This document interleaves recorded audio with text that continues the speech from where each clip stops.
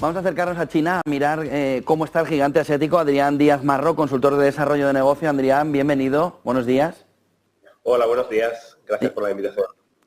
¿Está China preocupando a Occidente de una manera desorbitada o crees que Occidente hace bien estando ahora mismo ya preocupado por lo que puede pasar en el gigante asiático, después sobre todo de la visita que ha habido de Xi Jinping a Estados Unidos? Bueno, la verdad es que Occidente quizá debería preocuparse más de los errores no forzados, de las propias acciones que realizamos nosotros en nuestros países. China, la verdad es que ha sido un gigante que hemos dejado crecer, se nos ha ido de las manos y ahora lo vemos como un enemigo en lugar de verlo como muchas veces como una oportunidad. En ese entorno, ¿cómo puede jugar ese nuevo orden mundial que Occidente ha intentado poner, que Rusia, China, pero sobre todo China está intentando que sea diferente, sobre todo de la mano de los BRICS? ¿Cómo se puede jugar ese nuevo orden mundial? Bueno, yo suelo decir que Rusia es el enemigo de final de pantalla, pero China es el enemigo de final de juego, ¿no? Así lo ha configurado Estados Unidos y lo que estamos viendo con Rusia es un entrenamiento. Por desgracia, porque lo vemos todo en términos todavía guerrafriistas y no logramos esa supuesta globalización a la que abanderamos en el pasado, no logramos sacarle un provecho ahora que hay más voces discrepantes, ya no es el uno habla y los demás obedecen. Y sí es cierto, ahora mismo estamos en un momento de cambios, de era del desorden, le llaman algunos. Yo muchas veces me refiero a esto como desorden para quién, ¿no? Pues obviamente había potencias, has mencionado los BRICS, que tienen algo que decir, aunque sea en términos poblacionales, en términos de territorialidad, nuevas alianzas que se van forjando en el mundo y nosotros seguimos pensando que el mundo es una foto y no una película. ¿Ese elemento fundamental de relación los BRICS en los próximos años? Personalmente creo que el grupo de los BRICS está sobrevalorado por nosotros, por los que lo tenemos. En realidad son países muy desordenados, muy distintos entre ellos y a veces muy iguales en lo negativo, es decir, tienen intereses enfrentados porque se dedican a lo mismo. No hay una agenda común, sino agendas individuales y no es como las organizaciones como OTAN o como el G7 donde uno habla y los demás obedecen, sino son un grupo de países, en ocasiones pensamos que los lidera China, pero Rusia tiene su propia agenda, India tiene una agenda muy diferenciada. No lo veo tan organizado y tan amenaza como se ve desde Occidente, básicamente para inventarnos estrategias contra ellos. ¿Está China a las puertas de una crisis, Adrián? Pues no lo sabemos. Lo que sí sabemos es que llevamos anunciando esto desde los últimos 40 años. Expertos de todo tipo, economistas, periodistas. Cualquier pequeño cambio en China que no entendemos, porque no entendemos China, nos abre en la comunicación una vía a la próxima crisis, el China se hunde y todo lo demás. Personalmente, desde dentro, yo llevo escuchando esto muchísimo tiempo y la verdad es que me cuesta pensar si es ya, si ahora sí que sí, o si faltan 5 minutos. Lo que es evidente es que la crisis inmobiliaria está impactando, ¿no? Sí, lo que pasa es que si miramos para atrás la hemeroteca, hemos visto crisis inmobiliarias en China narradas por Occidente, como te decía, desde hace más de 20 años. De hecho, el libro más famoso sobre este tema, de Gordon Chan, un supuesto experto en China en Estados Unidos, es de 2001.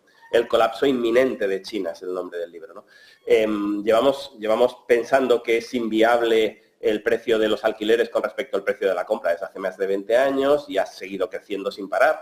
Llevamos pensando que con los sueldos que cobran los chinos es imposible que paguen este tipo de viviendas desde hace 20 años y ha seguido creciendo sin parar. Por lo tanto, la sensación que tengo, que sí, que obviamente hay unos precios disparados, no sé si llamarlo burbuja o no, pero sí que están fuera de lo que nosotros consideraríamos precios normales, pero lo que tengo claro es que las métricas que utilizamos para definir una burbuja, pues hasta ahora han fallado estrepitosamente y por tanto ese estallido de la burbuja que esperamos, que no sabemos si se ha dado, pero se ha amortiguado, que no sabemos si todavía está por darse, pues obviamente no lo sabemos porque todas nuestras métricas están mal. Un último punto, Adrián. ¿En qué nos equivocamos a la hora de opinar y mirar a China desde Occidente?